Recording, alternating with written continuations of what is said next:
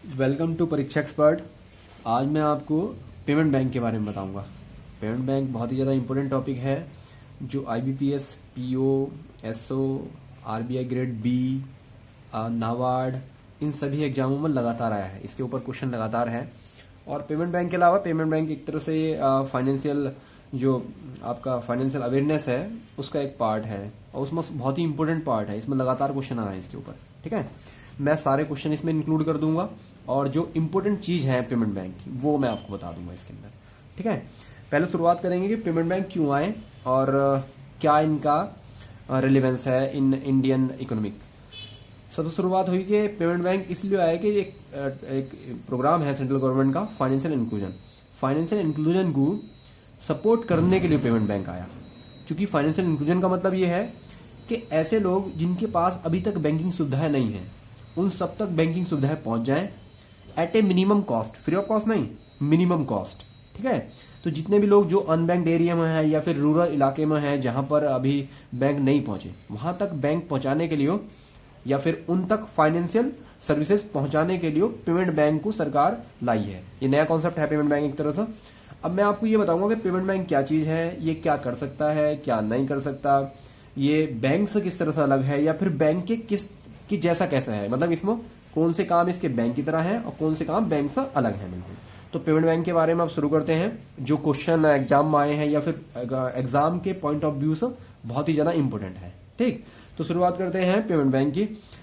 Payment bank को खोलने के लिए मिनिमम कैपिटल जो चाहिए होता है वो है 100 करोड़ रुपए, 100 करोड़ रुपीज। ओके, 100 करोड़ रुपए की जरूरत है पेमेंट बैंक को खोलने के लिए। अगर कोई भी कंपनी खोलती है तो 100 करोड़ रुपए उसे चाहिए। उसके बाद एक टर्म है, टेक्निकल टर्म है ये एनओएफएससी, फुल फॉर्म है इसका non operating financial holding company. इसका मतलब ये है, और देखो नीचे लिखा हुआ है कि एनओएफएससी जो है वो 40% है। ये एनओएफएससी है 40%। मतलब ये है कि जितने भी प्रमोटर होंगे बैंक के, मतलब बैंक 100 करोड़ रुपए कितने लोगों ने इकट्ठा किए, मतलब 4 लोगों ने, 5 लोगों ने, 8 लोगों ने मिलकर 100 करोड़ इकट्ठे किए होंगे। तो आरबीआई ने ये जो लोग जो प्रमोटर हैं इन्हें बोलते हैं प्रमोटर बैंक या एनओएफएससी, इन लोगों को लॉक कर दिया है कि 40% हिस्सेदारी किसी एक पर्सन की होगी कम से कम पेमेंट बैंक के अंदर। मतलब कहने का यह है कि उन 8 लोगों या 5 लोगों के अंदर एक व्यक्ति के कम से कम 40 करोड़ रुपए लगे हों, और कोई भी कितने भी लोग हो सकते हैं, लेकिन एक आदमी के कम से कम 40 करोड़ रुपए लगे होंगे। और वो जैसे यहां पर लिखा हुआ है कि 40 करोड़ रुपए उसके पहले 5 साल के लॉक्ड हो जाएंगे। मतलब ये है कि जो प्रमोटर शेयर होल्डिंग होगी, प्रमोटर्स शेयर होल्डिंग 40% पहले 5 सालों के लिए लॉक्ड हो जाएगी। ओके, इसके बाद हम आगे बढ़ते हैं। ये जो पेमेंट बैंक है इनका एमसीएआर, ये लिखा हुआ है एमसीएआर, और इसका फुल फॉर्म है मिनिमम कैपिटल एडुकेंसी रेशियो, और ये है 15%। कितना परसेंट? 15%। इसका मतलब ये है कि अगर मान लिया पेमेंट बैंक कहीं भी इन्वेस्ट करते हैं 100 रुपए, तो इनके पास टोटल मिलाकर 115 रुपए होने चाहिए। कहने का मतलब ये है कि 115 रुपए इनके पास होने की कंडीशन में ही ये 100 रुपए कहीं इन्वेस्ट कर सकते हैं। कहने का मतलब ये है कि अगर मान लिया पेमेंट बैंक, ये है क्यों, ये इसलिए रखा गया 15%, जिससे कि payment bank run of condition में आ जाए, मतलब रन, इसे बोलते हैं बैंक रन की कंडीशन, मतलब बैंक ठप ना पड़ जाए। ठीक, इसीलिए इसका 15% रखा गया है। मतलब कि 100 रुपए देते वक्त इनके पास 115 रुपए हो, मतलब हर 100 रुपए के ऊपर 15 रुपए बफर होना चाहिए। ओके, 15 रुपए इन्हें अलग से रखने हैं। ठीक, इसके बाद क्वेश्चन ये आता है कि जो पेमेंट बैंक है ये किस कमेटी की सिफारिश के आधार पर आए। तो जो कमेटी है उसका नाम है नचिकेत मोर कमेटी, उसका नाम है नचिकेत मोर कमेटी। ठीक, इसके बाद नेक्स्ट कि पेमेंट बैंक का रेगुलेटर कौन है। तो नॉर्मली जैसे बैंकिंग रेगुलेशन करता है आरबीआई, तो आरबीआई ही पेमेंट बैंक का भी रेगुलेटर है। लेकिन ये बैंकिंग रेगुलेशन एक्ट के तहत रेगुलेट नहीं होते, ये होते हैं कंपनीज एक्ट 2013 के थ्रू रेगुलेट। ओके, ये बहुत ही ज्यादा इंपॉर्टेंट पॉइंट है कि जो पेमेंट बैंक हैं वो कंपनीज एक्ट 2013 के थ्रू रेगुलेट होते हैं। Okay, it is a important point for payment bank. इसके बाद नेक्स्ट जो यूनिवर्सल बैंक हैं, जैसे कि मान लिया अभी मैं इसके बाद एक टॉपिक आएगा कि कौन कौन से पेमेंट बैंक खोल रहे हैं, कई सारे यूनिवर्सल बैंक हैं। तो यूनिवर्सल बैंक उन बैंक को बोलते हैं जो बैंक, जैसा कि नॉर्मली आपने बैंक देखा है, सरकारी जो बैंक हैं, प्राइवेट बैंक हैं, आईसीआईसी बैंक या फिर ये केनरा बैंक, एसबीआई, ये सब क्या है? यूनिवर्सल बैंक, जो मतलब यूनिवर्सल काम करते हैं बैंकों का। ठीक, ये कितना % इन्वेस्ट कर सकते हैं? ठीक, ये कर सकते हैं मैक्सिमम 30% इन्वेस्ट किसी भी पेमेंट बैंक में। जैसे कि अभी मैं इसके बाद टॉपिक आएगा, फिनो पेटेक है और आईसीआईसी ने मिलकर बैंक बनाया है, तो इसमें आईसीआईसी बैंक क्या हुआ, यूनिवर्सल बैंक हुआ, और उसकी जो शेयर होल्डिंग हुई उसकी कितनी हुई 30%। मैक्सिमम 30% अलाउड है आरबीआई के थ्रू यूनिवर्सल बैंक की share holding in payment bank. Okay, इसके बाद आगे बढ़ते हैं।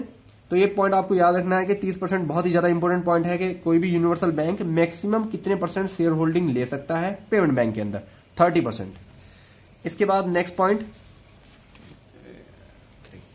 हाँ ये पॉइंट थोड़ा गलत हो गया, ये 30% ही है यूनिवर्सल बैंक शेयर होल्डिंग। जैसे मैं पहले बता चुका हूं आपको कि यूनिवर्सल बैंक की share holding in payment bank कितनी है, मैक्सिमम 30%। ठीक, इसके बाद नेक्स्ट पॉइंट जो है, ये भी क्वेश्चन आया कई बार एग्जाम में कि कौन कौन सी कंपनीज को पेमेंट बैंक के लाइसेंस मिले। ये बहुत ही ज्यादा इंपॉर्टेंट पॉइंट है। 2015 आईबीपीएस पीओ में डायरेक्ट यही क्वेश्चन आया था मेंस में कि इनमें से कौन सी कंपनी को पेमेंट बैंक का लाइसेंस नहीं मिला है। तो ये बहुत ही ज्यादा इंपॉर्टेंट, ये 11 कंपनीज हैं, 11 एंटिटीज हैं जिन्हें पेमेंट बैंक का लाइसेंस मिला है, और ये 11 की 11 ही आपको याद रखनी है।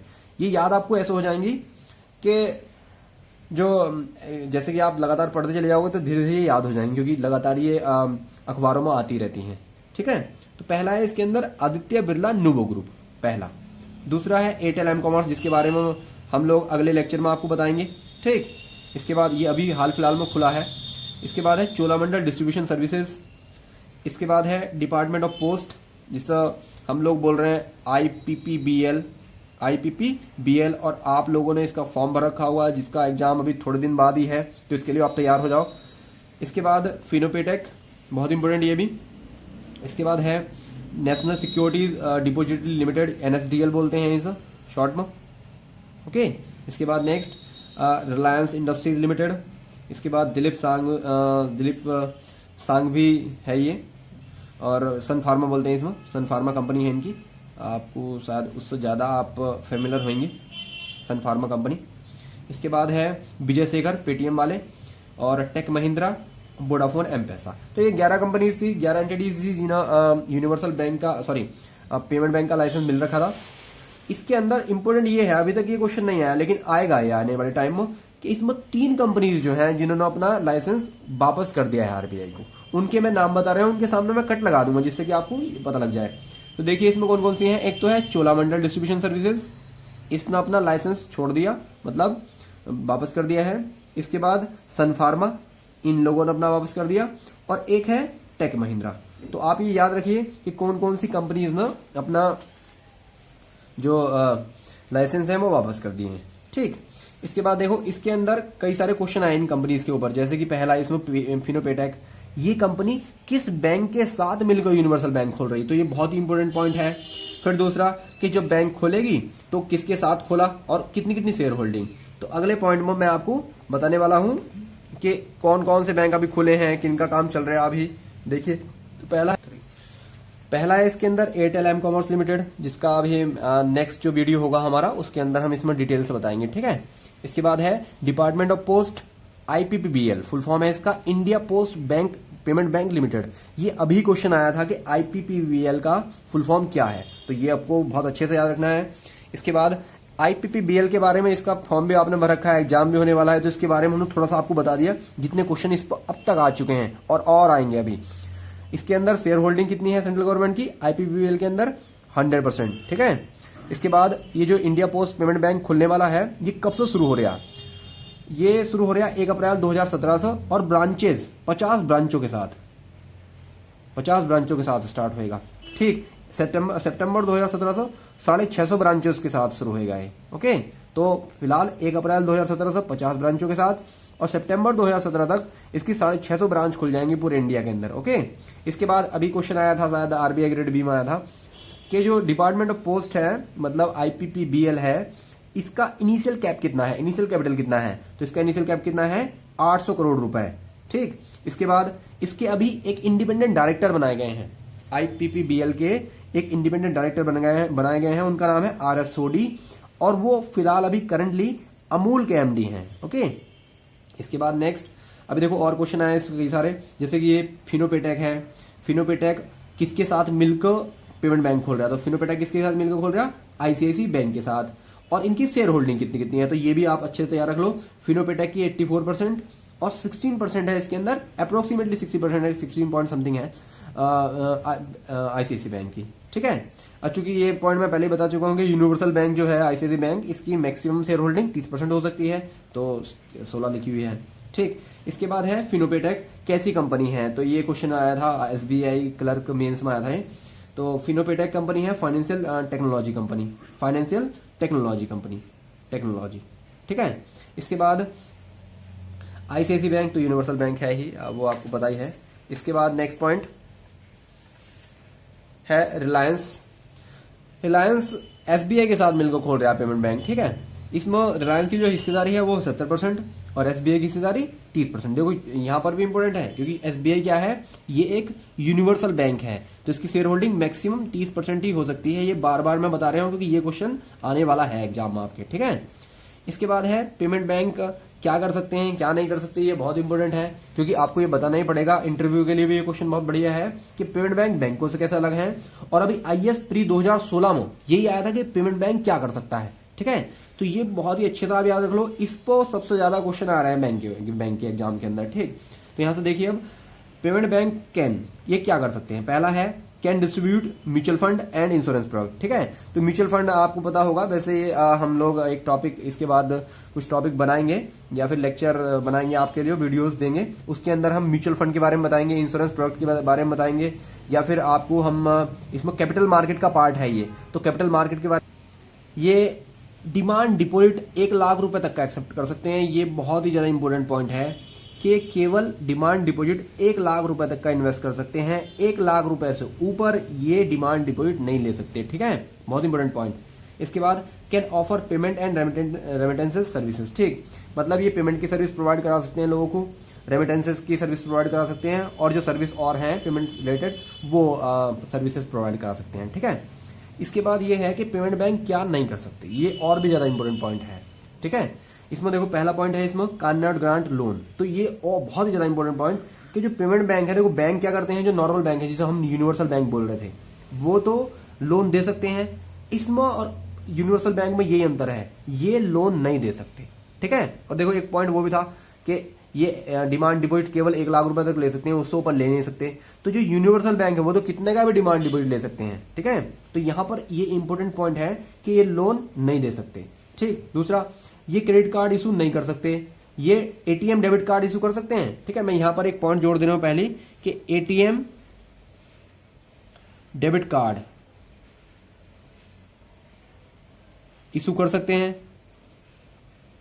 लेकिन यहां पर देखिए ये क्रेडिट कार्ड इशू नहीं कर सकते। बहुत इंपॉर्टेंट है एटीएम और डेबिट कार्ड, इसमें आपको अंतर पता ही होगा कि डेबिट कार्ड किसे बोलते हैं और क्रेडिट कार्ड किसे बोलते हैं। ठीक है, तो जो क्रेडिट कार्ड है वो ये इशू कर सकते हैं, लेकिन एटीएम डेबिट कार्ड ये क्रेडिट कार्ड इशू नहीं कर सकते, ये डेबिट कार्ड एटीएम इशू कर सकते हैं। ठीक है, तो ये बहुत ही ज्यादा इंपॉर्टेंट पॉइंट है ये वाला कि क्रेडिट कार्ड ये इशू नहीं कर सकते। ठीक, इसके बाद can not invest in PSL. PSL बहुत इंपॉर्टेंट टॉपिक है ये, इसे बोलते हैं प्रायोरिटी सेक्टर लेंडिंग। ठीक है, इसके अंदर कई सारे सेक्टर आते हैं पीएसएल के अंदर।